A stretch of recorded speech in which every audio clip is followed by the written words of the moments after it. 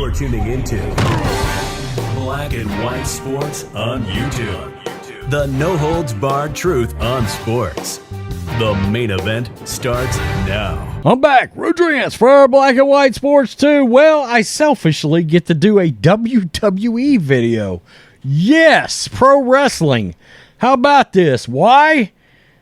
Because Vince McMahon, the legend himself, is back in the WWE actively. Now, whether or not he will actually be part of on-air talent, because I would contest that he is one of the most lucrative and important pieces of their on-screen television product that they have.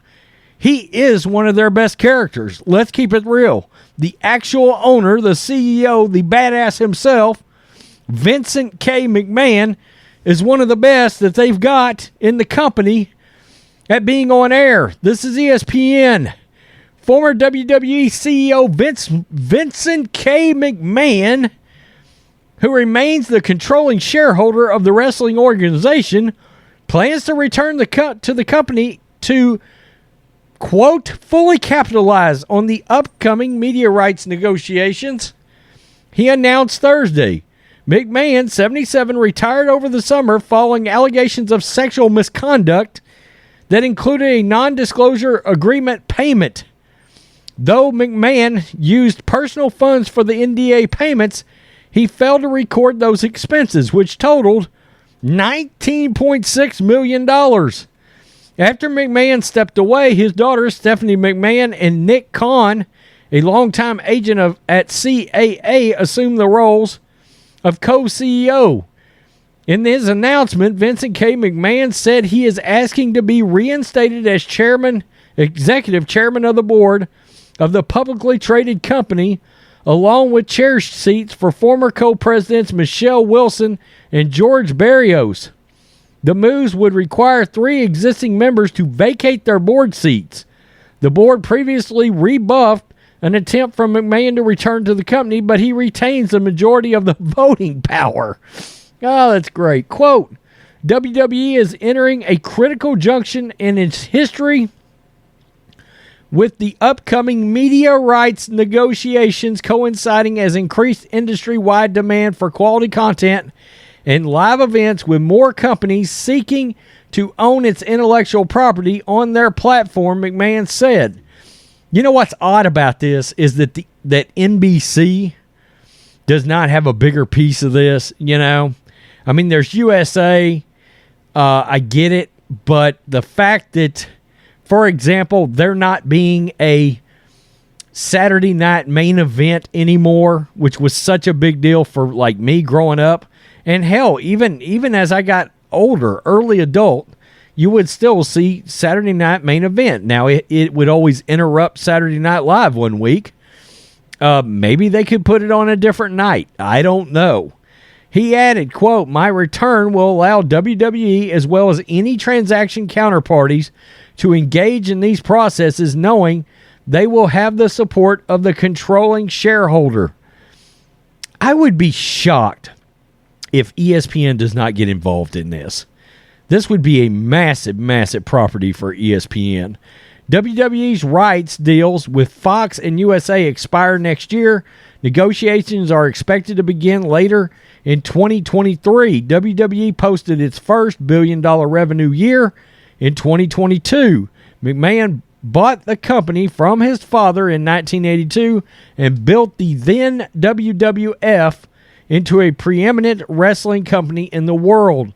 When McMahon stepped down, his son-in-law, WWE Hall of Famer Triple H, replaced him as a person in charge of creative direction of the company's TV storylines. Quote, the WWE has an exceptional management team in place, McMahon said, and I do not intend for my return to have any impact on their roles, duties, or responsibilities. Before McMahon delivered written consent of his plans to the board, he sent 2 letters in late December in which he expressed the urgency of his return, according to the press release.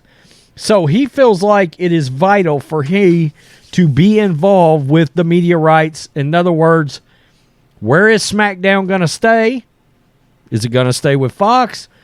where's Raw going to be? Is Raw going to be on USA like it's been for a long time? Believe it or not, I remember when Raw was on a different channel at one time. The Nashville Network, I think, was what it was called back in the day before it transitioned over to Spike Television, and then they lost it back to USA.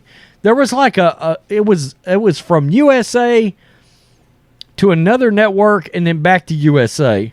So I don't know. I don't know how that would go. I think that actually ultimately killed ECW too. Now I know he owns ECW now and all that, but ECW landed a network gig for a half a second and a cable television gig for a half a second, and then it was gone that quick. They didn't have the appropriate.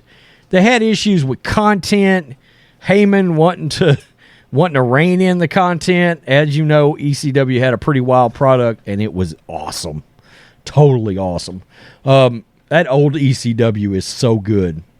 The old Raw is War Days is the best. The Monday Night Wars, God, I miss those days of wrestling. Full disclosure, I love pro wrestling. You know, I'm in Texas. We grew up on the Von Erichs here in World Class Championship Wrestling, and my wife was showing me an old card advertisement for a big event up at Texas Stadium.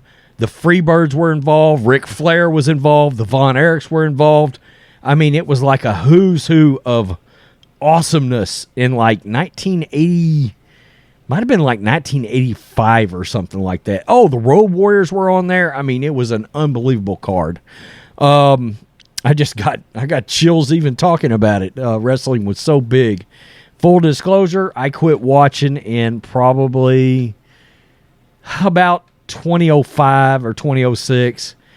And a lot of these guys now, I will watch if I absolutely know The Rock is going to be on there or Stone Cold's going to be on there.